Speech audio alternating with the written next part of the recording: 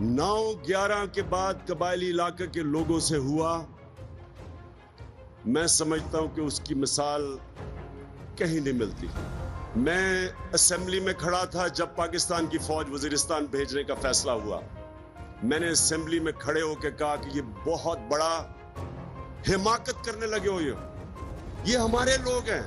अगर आपको कोई डर है कि जी अल-कायदा वहां कबायली इलाके में अफगानिस्तान से आ गई, तो अपने लोगों को कहो। कबाइल का पूरा निजाम इंटैक्ट था। हमने अमेरिकनों के कहने के ऊपर अपनी फौज भेजी। मेरी तकरीर में मैंने ये कहा कि अगर आप अंग्रेज की तारीख पढ़ लेते, जो 80 साल अंग्रेज की कबायली इलाके के लोगों के साथ तारीख है, आप कभी यह हिमाकत ना करते। सबसे ज्यादा अंग्रेज फौजी वजीरिस्तान में मरा था। 1935 में आधी British Indian army DI Khan में थी, कबायली इलाके के बाहर।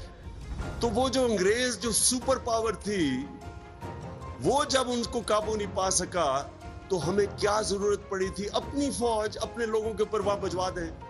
क्योंकि अमेरिका ने ऑर्डर किया था कि जी अल-कायदा हमें पकड़ा के दो, जो हमारी की जिम्मेदारी थी। अल-कायदा ईरान में भी गए, उन्होंने क्यों नहीं मिलिट्री ऑपरेशन शुरू कर दिए अमेरिका के कहने पे। बहुत बड़ी हमने अपने कौम से, पाकिस्तान से और कबायली इलाके के लोगों से हमने बहुत बड़ा जुल्म किया। हुआ क्या, जब मिलिट्री एक्शन शुरू हुआ, ऊपर से ड्रोन अटैक शुरू हुए, वहां जो जिन लोगों के लोग मरे वो खड़े हो गए बदला लेने के लिए। अब बदला लेने के लिए पाकिस्तानी फौज सामने थी। हमने अपनी फौज और अपने लोगों को लड़ा दिया। वहां जो तबाही मची कबायली इलाके में, वो अब तारीख का हिस्सा है। और सिर्फ अमेरिका के कहने पे हमने ये किया।